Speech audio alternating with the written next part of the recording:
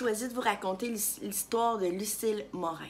Vous allez comprendre au cours du vidéo pourquoi cette histoire-là m'interpelle à ce point-là. En 1991, Lucille Morin a 69 ans. Elle habite à Saint-Jean-sur-le-Richelieu dans la même maison depuis maintenant 60 ans.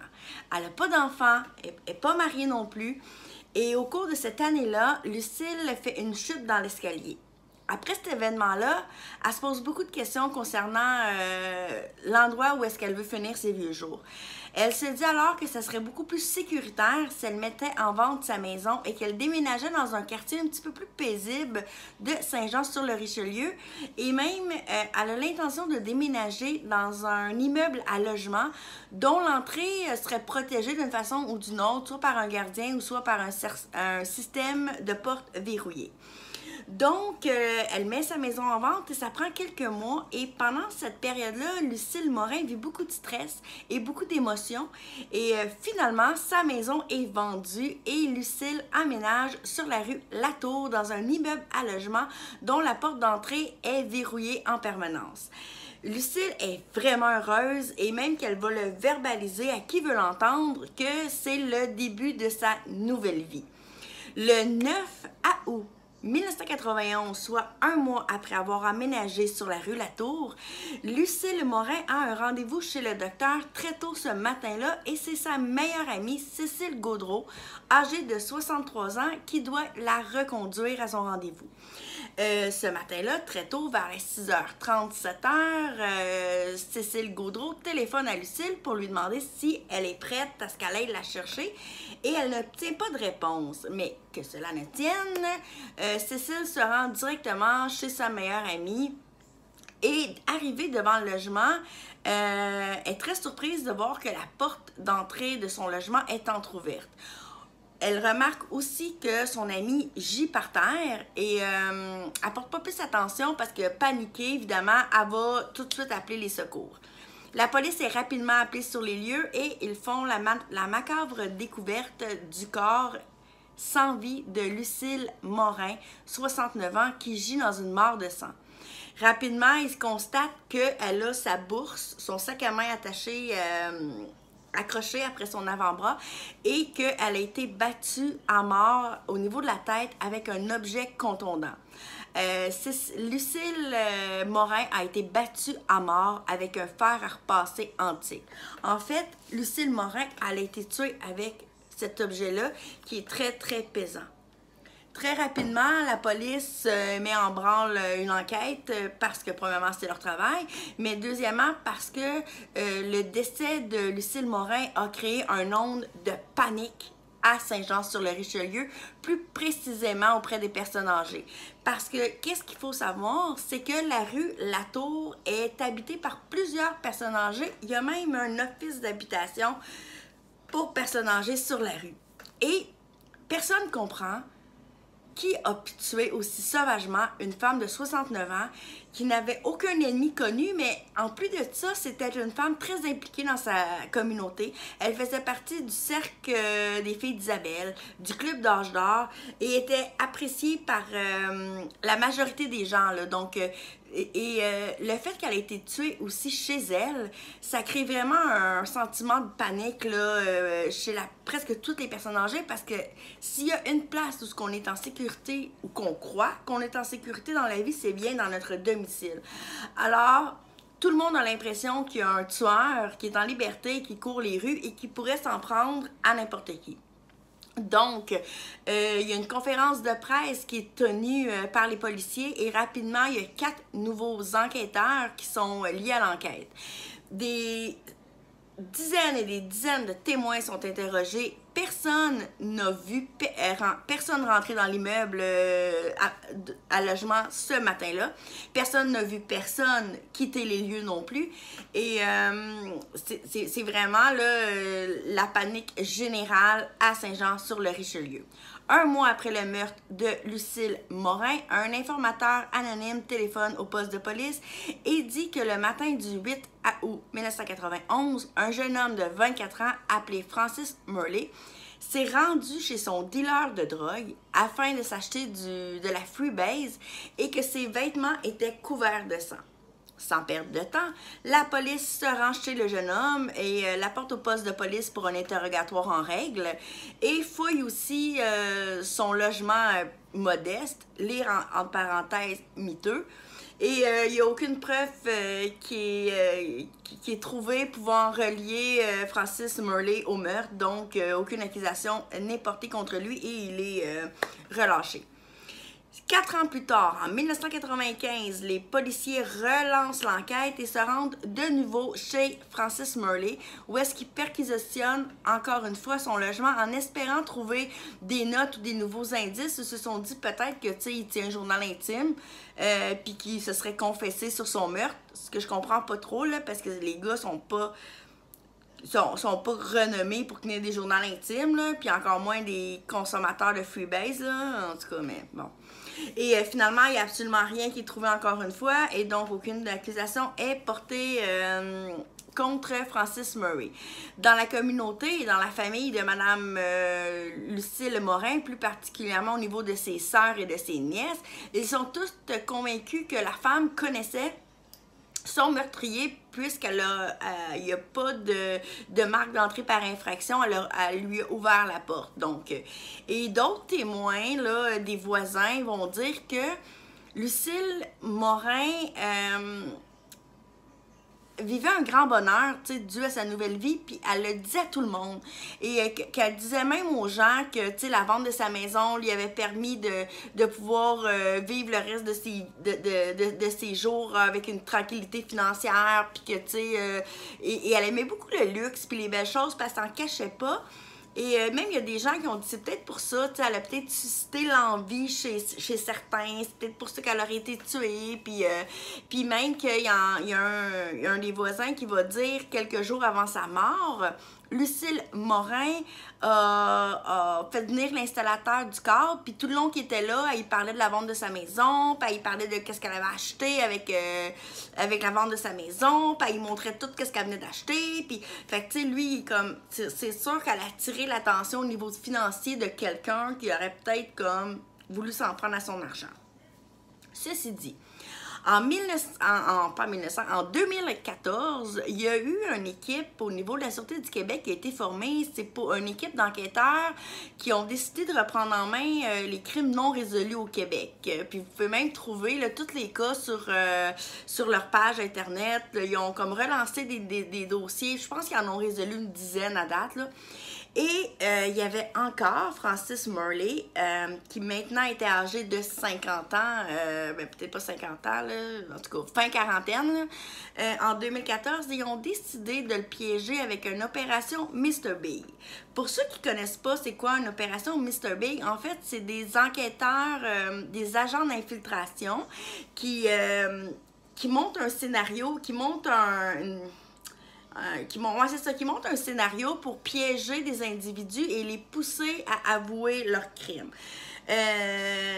En général, ça va être qu'ils vont faire semblant qu'ils sont une organisation criminelle puis qu'ils vont essayer de recruter des nouveaux membres. Puis souvent, ces gens-là, ben, c'est de la racaille, fait que c'est pas trop difficile de leur faire des petits crimes là, pour leur offrir de l'argent pour gagner leur confiance. Puis finalement, ils veulent monter les échelons, fait qu'ils finissent par se confier comme des beaux tarlares. Donc, de janvier 2015 à juillet 2, parce que, tu sais, ils ont décidé de monter ça en 2014, mais l'enquête Mr. Big, l'opération Mr. Big a été mise sur pied en janvier 2015 jusqu'en juillet 2015. Pendant cette opération-là, Mr. Big, auprès de Francis Morley, 57 scénarios ont été établis pour gagner la confiance de Morley.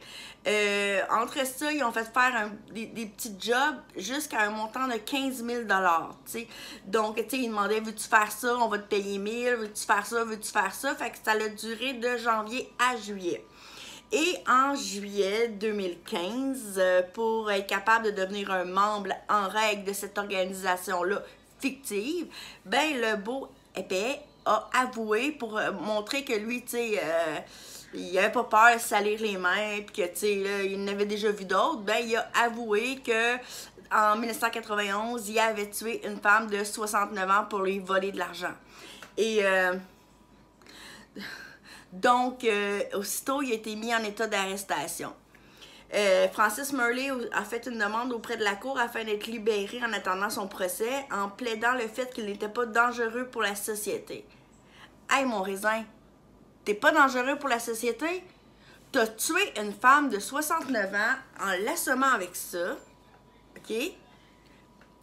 T'as vécu 24 ans en liberté, puis t'étais prête, là, t'as fait pour 15 000 $ de petits crimes pour rentrer dans un gang organisé, puis t'essaies de dire que t'es pas dangereux pour la société. T'es plus que dangereux pour la société, t'es un méchant malade mental, sérieusement, là, j'en reviens pas. Puis, si vous regardez cette photo-là, ben, dans le fond, ça, c'est quelques jours, quelques semaines avant qu'il soit mis en état d'arrestation. C'est au festival de Montgolfière de Saint-Jean-sur-le-Richelieu. Tu sais, ce gars-là, il a pas l'air d'un gars là, qui se couche tous les soirs avec le remords pris au cœur qu'il a tué à mort une vieille femme de 69 ans. Finalement, pour expliquer qu'est-ce qui s'est passé cette journée-là, je vous raconte ça. Un mois avant le meurtre, Francis Murley, lui, c'est un gars originaire de Teffermine. Et là, il est à Saint-Jean-sur-Richelieu depuis un petit bout. C'est un gars qui est sur l'aide sociale. Et pour boucler ses fins de mois, il propose ses services pour laver les tapis. Parce qu'en 1980, début 90, les tapis, c'est la grosse mode. Il y en a partout. C'est juste pour dire s'il n'y en a pas ces murs. Fait que quand que Lucille Morin emménage dans son nouvel appartement, elle veut faire laver ses tapis, donc c'est Francis Murley qui va les laver. Un mois plus tard, ce gars-là, il fume du crack, il est accro au crack, pas au crack, excusez, à Freebase, il est accro à Freebase. Puis, ceux qui ne savent pas c'est quoi la Freebase, c'est la cocaïne que tu fumes, dans le fond. Et il se ramasse dans la nuit chez son dealer pour lui demander d'y laisser de la drogue en disant qu'il va venir payer sa drogue plus tard. Le dealer refuse, le met dehors de chez eux, puis dit « tu viendras quand tu auras de l'argent ». Donc, Murley se rend, cogne chez Madame Lucille Morin à 8h le matin du 8 août et propose à Madame Morin le laisse rentrer, le reconnaît, le laisse rentrer et lui propose de laver toutes ses vitres en échange d'un petit montant d'argent. Au départ, Mme Morin accepte, elle se dirige vers dans sa chambre, va chercher son sac à main. Et là, tout d'un coup, elle remarque que Francis Murley a un comportement vraiment inquiétant. Là, il n'arrête pas de bouger. Là, je ne sais pas si vous avez déjà été en contact avec des gens, des consommateurs de drogue dure. Là. À la fin de leur trip ou en manque, là, ils ont vraiment un comportement, c'est évident, là, ils sont comme vraiment étranges. Donc, Mme Morin va demander à Francis de quitter. Et là, lui insiste encore plus, tu sais, qu'il veut faire ses fenêtres, nanana. Fait que là, elle va lui dire, si tu t'en vas pas, je vais appeler la police. Et c'est là que Francis Murley va dire, je voulais pas la tuer, j'ai paniqué et je l'ai assommée. OK? Mais ça te tentait pas juste de crisser ton camp? Hostie d'épais? Pourquoi qu'il a fallu que tu prennes ça, puis que tu l'assommes avec ça?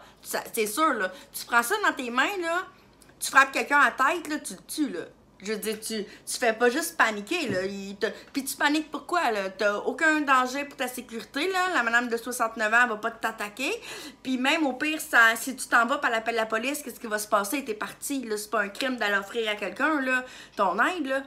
Ensuite de ça, Francis Murley va avoir fouillé le logement de Madame Morin. Il va avoir ramassé un petit peu, tu sais, comme, être sûr qu'il n'a rien oublié, et il va y avoir volé quelques 100 $. Donc, lui, il a tué une femme de 69 ans pour aller fumer quelques 100 $ de Freebase. Malade, là. C'est incroyable. Puis, tu sais, je sais pas si vous regardez les photos, là. OK, il a l'air d'un ponette, là. Tu sais, tu te doutes que ce gars-là, c'est pas la personne la plus clean sur la terre, là. T'sais, il est pas avocat, là, mais tu peux pas te douter que c'est un tueur, là. Puis en plus, en 92, encore à Saint-Jean-sur-le-Richelieu, il a fait un mois de prison. Il a déjà été inculpé pour entrer par infraction, plusieurs entrées par infraction, il a falsifié des documents. Fait que, tu sais, il a fait comme quelques petits quelques petits séjours en prison, mais la plupart du temps, c'est des peines avec sursis. Ça veut dire que tu as 6 mois de prison à faire, mais dans la communauté chez vous. Wow! Et, tu sais, ce gars-là, là, tu pourrais travailler avec lui, tu pourrais aller au party de Noël avec lui, là, tu te doutes pas, là, que c'est un tueur, là. Ça pourrait être ton voisin, là. C'est ça que je trouve comme vraiment renversant. Ce gars-là, pendant 24 ans de sa vie, là, a continué à vivre sa vie comme si de rien n'était, à se faire des relations, à consommer probablement, là, à avoir une vie tout à fait normale, OK? Puis là, tout d'un coup, en 2014, on y offre une autre chance de faire la magouille. Il saute dessus tout de suite.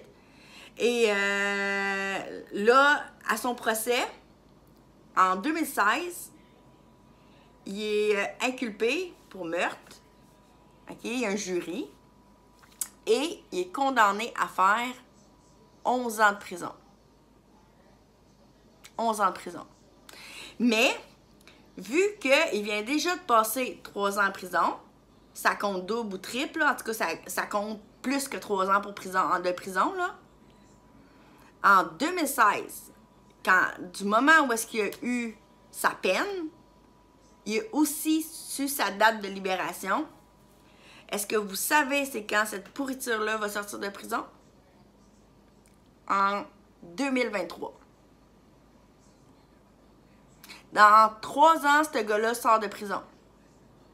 Fait qu'au total, il va avoir fait 8 ans de prison pour avoir tué une femme de 69 ans avec un fer à repasser antique. Moi, je comprends pas. Je comprends pas. Ça veut dire, là, qu'à 20 ans, on peut tuer quelqu'un, espérer pas se faire prendre pendant 25 ans de temps. Tout d'un coup, on se fait prendre. Fuck. Ben, pas grave, ça va faire un total de 8 ans de prison, puis après ça, tu reprends ta vie. Joe, tout va bien, là. Ça compte pas, là. La valeur de notre vie vaut 8 ans de prison? Moi, je comprends pas. J'ai honte du système judiciaire de mon pays. C'est pas mêlant. C'est pas mêlant, là. Ça n'a pas d'allure. Puis il y a personne qui réalise que ce gars-là est dangereux. C'est sûr que t'es dangereux, là. Il a pas juste volé, là, Chris, là. Il a pas... il a battu en mort, là. Puis en 2015, il était quand même prêt à refaire la magouille avec une organisation criminelle. Puis vous pensez que c'était quoi, une erreur de jeunesse? Ça n'a pas de bon sens, là. Ça n'a pas de bon sens. Tu sais, moi, j'en ai connu des gens qui consommaient de la drogue dure, là. Et ces gens-là, ils changent pas, là. OK. Pas toutes. Certains changent. Ceux qui changent pour vrai.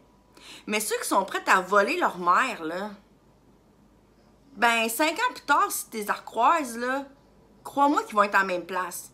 Ils vont être encore prêts à voler leur mère, puis ils vont être prêts à voler plus que leur mère vont être prêts. Fait que c'est pas tous eux autres, par exemple. C'est pas tous les drogués qui sont prêts à tuer pour aller acheter de la drogue. Mais du moment que tu étais prête une fois, là, arrête, là. Puis que tu étais capable de reprendre ta vie puis de la vivre normalement, là, comme quelqu'un de normal, là. Fuck, là. Moi là, je suis en tabarnak. Je peux pas croire, pas en tout.